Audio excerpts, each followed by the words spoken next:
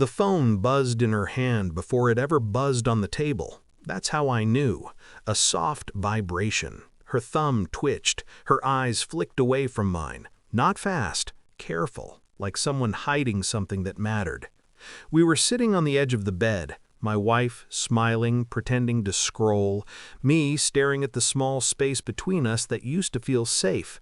I didn't ask who it was. I already knew. "Mark from work is coming to my birthday," she said, like she was talking about the weather. "I told you that." Her voice was too steady, too practiced. I nodded. She kept talking.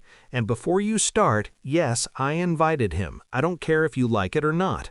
There it was, a challenge disguised as confidence. Her knee bounced. Her breath was shallow. Guilt always leaks. "I'll invite my male coworker whether you like it or not." The words weren't angry, they were dismissive, like I didn't exist in my own marriage. I didn't argue. I smiled. That scared her more than any shouting ever could. By noon, she was humming in the kitchen. By afternoon, she was trying on dresses. Happy, light, because she thought she'd won. I sat on the couch, scrolling through my phone, pretending to look bored. Inside, I was mapping every lie she'd told me for the past 6 months. The late meetings, the new passwords, the sudden need for privacy. Mark, her just a coworker, a man whose name she said more gently than mine. I had noticed. I always notice. You don't stay married 12 years without learning how to read the way someone blinks when they're lying. She walked past me in a red dress, the one she used to save for anniversaries. "Do I look okay?" she asked. She didn't mean for me, she meant for him. "You look perfect," I said, and I meant it. Perfectly exposed.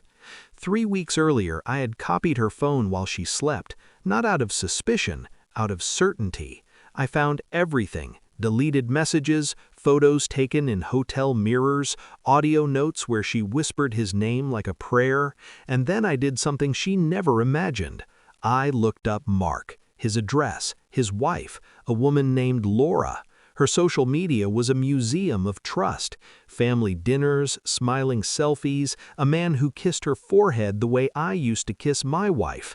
I sent her everything. Screenshots, dates, proof. She didn't reply. She didn't need to. The truth doesn't ask for permission. The doorbell rang at 7. My wife was adjusting her makeup in the hallway mirror. "I'll get it," she called, excited. She opened the door. Mark stood there. Behind him, Laura, and in her hand, 2 envelopes. My wife's smile collapsed slowly, like a building after an earthquake. "What is this?" she whispered. Laura didn't raise her voice. She just handed the envelopes to my wife. "Divorce papers," she said. "One for you, one for him."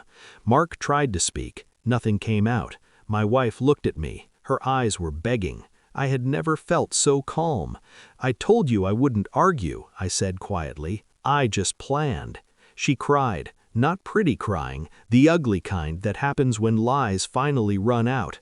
Mark's wife walked away without another word. He followed her.